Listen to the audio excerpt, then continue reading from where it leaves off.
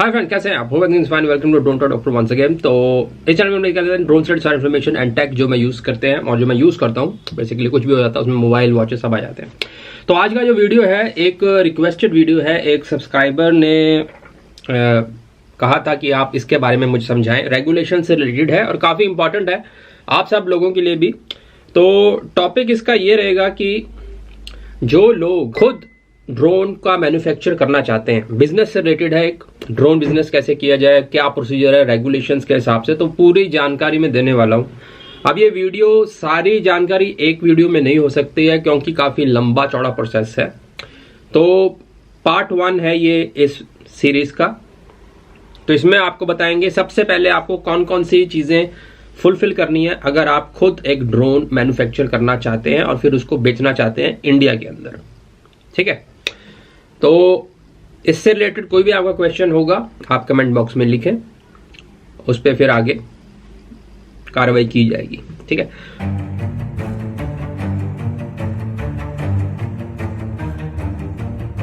शुरू करते हैं आज का वीडियो कि कैसे आपने इंडिया में ड्रोन मैन्युफैक्चर जब कर लिया फिर उसका आगे कैसे बढ़ना है, क्या क्या प्रोसीजर है। This is part 1। तो सबसे पहले जो मैन्युफैक्चरर है, और अब 2 तरीके हैं यहां पर। एक तो आप खुद बनाएंगे ड्रोन, मतलब कि आपने सब प्रोसेस खुद किया, ठीक है, और या आपने कोई ड्रोन बाहर से इंपोर्ट किया। अब ये वीडियो इंपोर्ट के लिए नहीं है, उसमें अलग से प्रोसीजर है इंपोर्ट कैसे करना है। ठीक है, उस पर आप वीडियो अलग से चाहते हैं डेडिकेटेड तो प्लीज कमेंट बॉक्स में लिख दें तो वो बन जाएगा। तो अगर हम फोकस करते हैं मैन्युफैक्चर, मतलब आपने मैन्युफैक्चर करना है ड्रोन, एक आपने बनाना है, उसके आपने पार्ट्स जो हैं या तो यहाँ इंडिया से ही परचेज किए या कहीं से मंगाए और फिर एक अपना डिजाइन किया हुआ ड्रोन बना दिया। ठीक है, वो ड्रोन बनाने के बाद क्या प्रोसीजर है, कैसे वो इंडियन मार्केट में आप बेच सकते हैं, वो बताने वाला। तो सबसे पहले जो मैन्युफैक्चर है ड्रोन का, जो ड्रोन बनाने वाला है, जो आप बिजनेस करना चाहते हैं, आप डायरेक्टर है कंपनी का, आपने ड्रोन बनाना है, तो मैन्युफैक्चर शुड टेक ETA। ये पहला स्टेप है। ETA क्या है? Equipment type approval. ये आपको कौन देगा? WPC विंग देगा, department of telecommunication of government of India. ठीक है, यहां पर आपको अप्लाई करना है जब आपने अपना प्लान पूरा बना लिया है, ड्रोन पार्ट्स आपके पास है, एक आपने प्रोटोटाइप जो है बना लिया है। अब उसके लिए आपको इक्विपमेंट टाइप अप्रूवल लेना पड़ेगा। अब ये इस अप्रूवल का मतलब क्या है? ये जब अप्रूवल आपको मिल जाएगा, ये कैसे मिलेगा? आपको अप्लाई करना पड़ेगा, ड्रोन दिखाना पड़ेगा, जो जो प्रोसीजर होगा, फॉर्म भर लगेगा, सब कुछ आपने कैसे बनाया ड्रोन, सारा प्रोसीजर उसमें आप भर के देंगे और फिर वो WPC विंग जो है टेलीकम्युनिकेशंस का, वो आपको अप्रूवल देगा।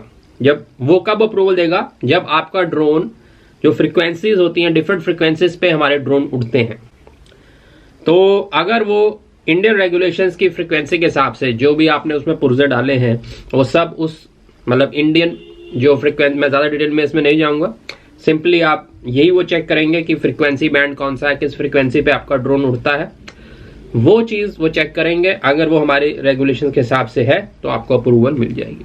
तो ये है पहला स्टेप। तो ETA आपने ले लिया, इक्विपमेंट टाइप अप्रूवल। उसके बाद इसी चीज में आपको ये भी चेक हो जाएगा कि इसमें हमारी जो बाकी रेगुलेशंस हैं ड्रोन की, इंडियन रेगुलेशन, जिसके ऊपर मैंने वीडियो बनाए हुए हैं, आप ऊपर देख सकते हैं, मैं डाल दूंगा, लिंक भी दे दूंगा। तो उन रेगुलेशन के हिसाब से सारा उसमें तामझाम है या नहीं, वो चेक किया जाएगा। दे विल इंश्योर दैट जो आपका सिविल एविएशन की जो रिक्वायरमेंट्स हैं कि कैसे ड्रोन उड़ना है, इंडियन स्काई, मतलब इंडियन जो है पूरा स्काई लिमिट्स एंड उसमें उसके हिसाब से कैसे है, वो सब चेक करने के बाद मतलब ETA अप्रूवल आपको चाहिए।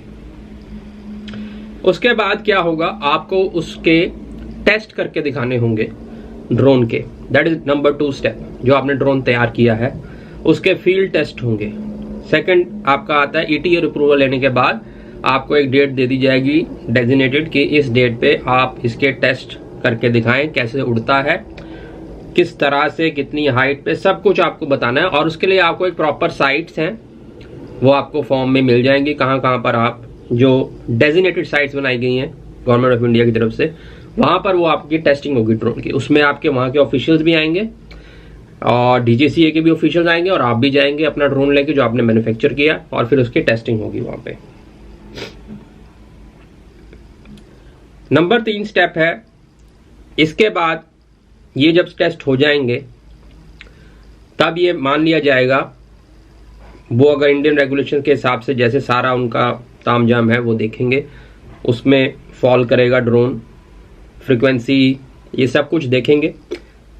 इसके बाद आपको क्या करना पड़ेगा, द मैन्युफैक्चरर ऑफ नैनो और जो भी कैटेगरी का ड्रोन है, जैसे स्मॉल कैटेगरी की मैं बात कर रहा हूँ, जो जिन्होंने मुझे रिक्वेस्ट किया था वो बेसिकली मीडियम कैटेगरी उसको वर्ड दे दिया आजकल, मतलब वो 2.5 किलो का ड्रोन है।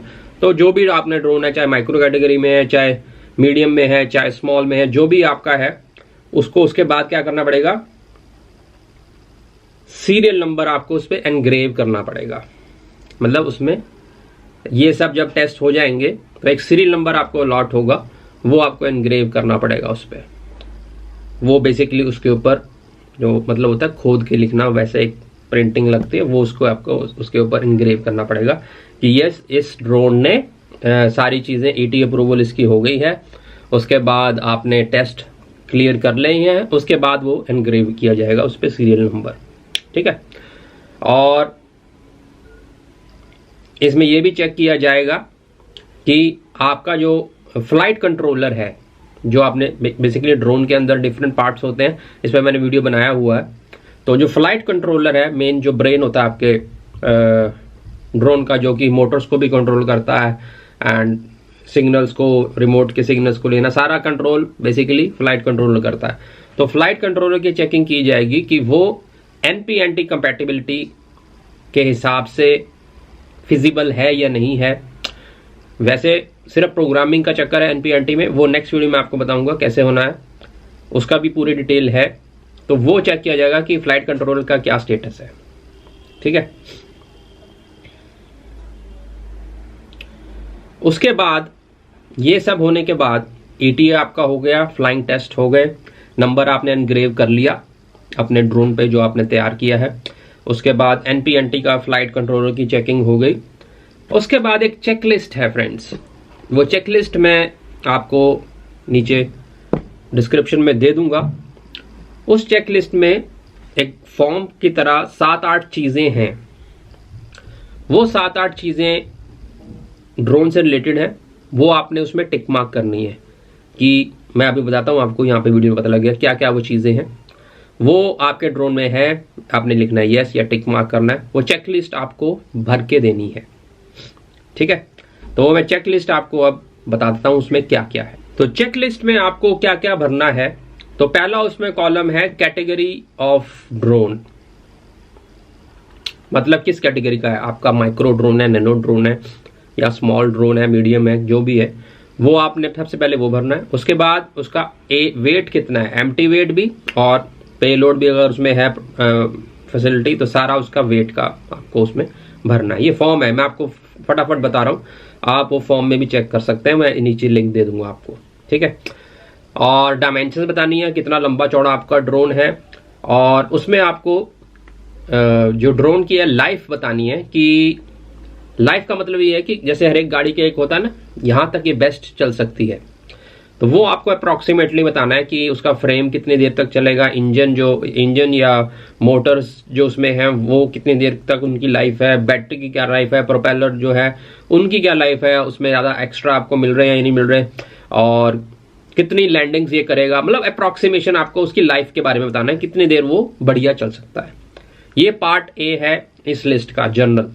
उसके बाद परफॉर्मेंस के ऊपर आपने उसमें चेकलिस्ट में भरना है कि कितनी स्पीड से ये उड़ता है ड्रोन, उसकी स्पीड क्या है। ये सब पैरामीटर्स आपके पास कब आएंगे, जब आप टेस्ट करेंगे, फील्ड टेस्ट में आप सब आपने रिकॉर्ड करना है और फिर आपको ये चेकलिस्ट में भरना है। स्पीड कितनी है ड्रोन की, कितनी ऊंचाई तक जाता है, रेंज कितनी है, और एंड्योरेंस का मतलब है, एंड्योरेंस का मतलब कितनी देर, मतलब वो कैसे विंड्स को टैकल करता है, नीचे तो हल्का ड्रोन तो नहीं है, तो ये सारा आपको टेस्ट में डेमोस्ट्रेट भी करना है। और फिर यहाँ पर एंड्योरेंस अच्छी है तो यस उसमें आप बता सकते हैं कि इतनी स्पीड में विंड में ही उड़ सकता है, तो ये आपको उसमें सब बताना है। उसके बाद अल्टीट्यूड कितना ऊपर जाता है, कितने सेंसर्स कौन कौन से इसके अंदर हैं, स्टेबिलिटी के लिए जीपीएस या जो भी आपने उसमें लगा रखा है वो कौन सा है, किस तरह का है, क्या रेंज है, ये सब आपको इस चेकलिस्ट में भरना है। उसके बाद बैटरी के हिसाब से अब कई बड़े ड्रोन इंजन वगैरह भी यूज होता है, तो उसमें हम नहीं जाएंगे, अभी बैटरी तक करते हैं। तो बैटरी की लाइफ, सारा कहाँ से आपने बैटरी अरेंज की है, सब कुछ, बैटरी का ऑपरेशन कैसा है, कितनी देर आपको चार्जिंग लगती है और कितनी देर उसकी परफॉर्मेंस रहती है, फ्लाइट टाइम क्या है, सब आपको बताना है। फिर स्ट्रक्चर के बारे में आपने बताना है कि स्ट्रेंथ कितनी है ड्रोन की, कितना मजबूत है, इंडस्ट्रियल है या कंज्यूमर ड्रोन है, उसके बारे में आपको डिटेल्स में सब बताना है। शॉक अब्जॉर्प्शन मतलब कर सकता है, नहीं मतलब गिरने के ऊपर कितना वो ड्यूरेबल है, ये सब कुछ स्ट्रक्चर के अंदर आता है, ठीक है। ये सब कुछ आपको उसमें बताना है। फिर मटेरियल एंड कंस्ट्रक्शन, कौन सा मटेरियल उसमें यूज हुआ है, किस तरह के पार्ट्स हैं, ये सब डिटेल, ये पूरी डिटेल आपको चेकलिस्ट में भरनी पड़ेगी। फायर रेजिस्टेंस के बारे में बताना है कि ड्रोन आपका फायर रेजिस्टेंस है या नहीं, तो उसका एक अगर रेजिस्टेंट है तो कौन सा मटेरियल यूज किया हुआ है आपने, कहाँ से वो परचेज किया है, ये सब कुछ आपको उसमें डिटेल बतानी है। उसके बाद आता है डाटा लिंक, उसमें आपके फ्लाइट कंट्रोलर में डाटा लिंक का क्या सिस्टम है, किस तरह से आपका सॉफ्टवेयर ऑपरेट हो रहा है, और NPNT कंपैटिबिलिटी के बारे में जो बात हो रही है वो इसमें बताया जाएगा कि यस की डाटा लिंक जो है हमारा C2 लिंक बेसिकली रिक्वायरमेंट रहती है इंडियन रेगुलेशन के हिसाब से, जिसके हेल्प से ये NPNT में कन्वर्ट हो जाता है। तो वो आपको उसमें दिखाना होगा और भरना होगा यस या नहीं। और ये सब फर्मवेयर जो इंडियन रेगुलेशन के हिसाब से उसमें लोड होगा या नहीं होगा, और उसमें हार्डवेयर कंप्लायंस, मतलब फ्लाइट कंट्रोलर की सारी बात हो रही है कि फ्लाइट कंट्रोलर की कैपेसिटी क्या, उसमें काफ़ी चीज़ें स्पेसिफिकेशन में दी होती हैं। जब आप फ्लाइट कंट्रोलर लगाते हैं ड्रोन के अंदर, उसमें सब स्पेसिफिकेशंस होती हैं, तो उनकी बात हो रही है यहाँ पे, वो आपको डिटेल में यहाँ भरनी है। उसके बाद जो कनेक्टिविटी के आपके इंस्ट्रूमेंटेशन, उसमें उसके अलग से जैसे GPS सिस्टम, ये वो चीज़ें जो उसमें लगाई हैं वो उसके बारे में आपको बताना है। रिमोट के बारे में बताना है कि रिमोट आपका किस फ्रिक्वेंसी पे किस तरह से कनेक्ट होगा, ये सब कुछ आपको कंट्रोलर के बारे में उसको बताना है। ये सब बताने के बाद आपको लास्ट में बताना है कि आपने एक फ्लाइट मैनुअल बनाना है अपने ड्रोन जो आपने मैन्युफैक्चर किया है, उसमें आपको सब कुछ मेंशन करना है कि ये ड्रोन कैसे ऑपरेट करना है, क्या क्या इसकी लिमिट्स हैं, कहाँ तक कितनी रेंज तक जा सकता है, ये सब कुछ उस फ्लाइट मैनुअल में होना चाहिए। तो वो पूछ रहे हैं कि आपने वो मैनुअल तैयार किया है जो ड्रोन के बॉक्स में जाएगा, तो वहां पर आप लिखेंगे यस किया हुआ है, सारी चीज़ों में ready, how to operate it, flight manual, सब कुछ आपने उसके अंदर प्रोवाइड करवाना है। तो यहाँ पर आप यस में टिक करेंगे कि हमने प्रोवाइड किया हुआ है। तो ये सब, this is the last step, जब आप ये सब मैन्युफैक्चर चेकलिस्ट उसके साथ लगा देंगे, और फिर ये सब जब हो जाएगा तब आपका जो ये ड्रोन है जिसपे सब कुछ ये चीजें जब हो जाएंगी, तो वो एक मॉडल नंबर उसको प्रोवाइड करके डिजिटल स्काई प्लेटफॉर्म पे लिस्ट कर दिया जाएगा। This is the final step.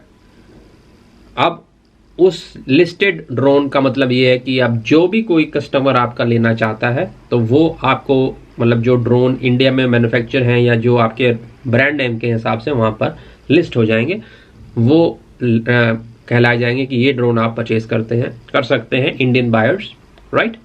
इसके बाद इज द फाइनल स्टेप। और चेकलिस्ट में मेंटेनेंस के बारे में भी आपने वो एक मैनुअल देना है। एक तो फ्लाइट कंट्रोल का मैनुअल हो गया, सेकंड मैनुअल इज मेंटेनेंस, कैसे कैसे इसकी मेंटेनेंस, जैसे सर्विस कराते हैं ना, तो पूरा एक चार्ट बनाना है आपने कि कब कब इसकी मेंटेनेंस इसको चाहिए। तो ये पार्ट 1 था कि आपने ड्रोन मैन्युफैक्चर किया है, उसको कैसे लिस्ट करवाना है। This is the procedure 1। Next phase में आपको बताऊंगा कैसे उसमें NPNT की जो चीजें हैं वो लगेंगी। तो कोई भी आपका सवाल, कोई भी आपको क्वेश्चन इससे रिलेशन में हो तो आप कमेंट बॉक्स में लिख सकते हैं। Thank you very much. Question and answer session भी होगा, और जो हमारा थर्ड हुआ था क्वेश्चन एंड आंसर सेशन, उसमें आप कमेंट करें, वही क्वेश्चन आंसर हम यहाँ लेते हैं। और इससे रिलेटेड कोई क्वेश्चन होगा तो वो आई विल टेक अप, जो काफ़ी अगर ज़्यादा डिमांड आएगी तो आई विल मेक वीडियो। ठीक है, थैंक यू वेरी मच।